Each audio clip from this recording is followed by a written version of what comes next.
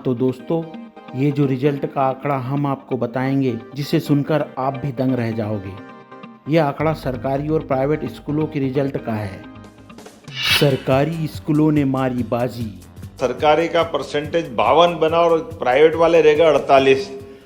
जी हाँ दोस्तों, मुख्यमंत्री ने कहा कि गवर्नमेंट और प्राइवेट स्कूलों का कंपटीशन देखें तो मुझे अत्यंत आनंद महसूस हुआ है। सीएम ने कहा कि गवर्नमेंट स्कूलों के अंदर सरकार की व्यवस्थाओं के बलबूते पर अगर दोनों की तुलना करें तो सरकारी स्कूल में पढ़ने वाले स्टूडेंट का एवरेज परसेंटेज 52% रहा और प्राइवेट वाले 48% पर रह गए, जिसको देखकर आनंद महसूस होता है। सरकार की सीमाओं के बाद भी आपने जो महत्ता स्थापित की है कि प्राइवेट के तुलना में आपका सरकारी का परसेंटेज 52 बना और प्राइवेट वाले रहेगा 48। मुख्यमंत्री डॉक्टर मोहन यादव ने यह भी कहा, प्राइवेट स्कूलों की तुलना में शासकीय स्कूलों में बेहतर परीक्षा परिणाम बता रहा है। सीमित संसाधनों में भी गुदड़ी के लाल खड़े होते हैं। उन्होंने यह भी कहा कि यह हमारे लिए सौभाग्य की बात है। लेकिन ये रिजल्ट बता रहा है कि सीमित संसाधन में भी गुदड़ी के लाल खड़े होते हैं, ये हमारे लिए सौभाग्य की बात है। सीएम मोहन यादव ने सरकारी और प्राइवेट स्कूल में 75% वालों का आंकड़ा बताया, जिसमें प्राइवेट में 44,972 बच्चे, इससे ज़्यादा सरकारी स्कूल में पढ़ने वाले 49,262 बच्चे 75% अंक से ज़्यादा लाए हैं। प्राइवेट में 44,972 बच्चे इस लैपटॉप का लाभ ले रहे हैं, तो गवर्नमेंट के 49,262 विद्यार्थी लाभ ले रहे हैं। ये अपने आप में इस बात को एहसास करा रहा है। इस आंकड़े को देखकर मुख्यमंत्री ने सरकार और सरकारी स्कूलों के शिक्षकों का भी धन्यवाद किया। मुझे इस बात का गर्व है, 94,234 विद्यार्थियों को प्रोत्साहन किया गया। इसमें 40% विद्यार्थी है। जोरदार अभिनंदन 40% विद्यार्थी के लिए। और इसका आंकड़ा भी और गजब है, 40% अर्थात 37,988 लड़के हैं और 56,246 बहनें हैं, बेटियां हैं। 60% बहनें हैं और 40% बालक हैं।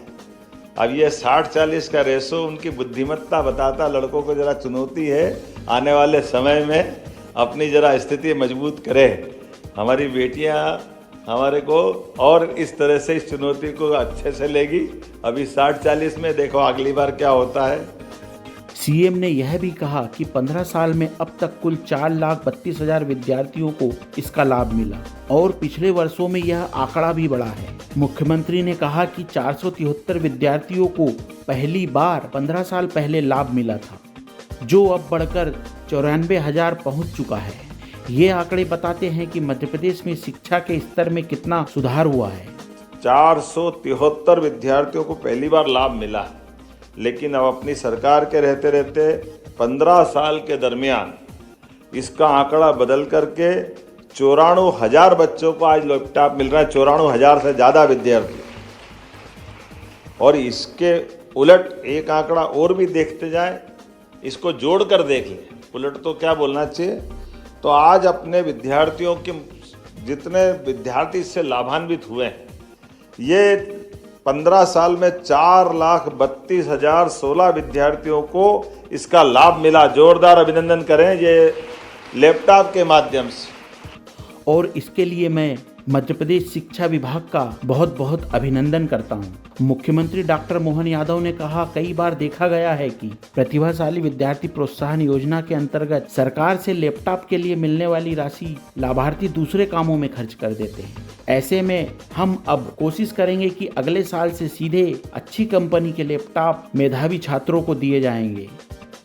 और अगले बार तो ये जो देखा गया, ध्यान में आ रहा है कि बड़े पैमाने पे लोग लैपटॉप की राशि तो लेते, लेकिन लैपटॉप घर वाले माता पिता या कोई कारण से उनके पैसे खर्च हो जाते हैं।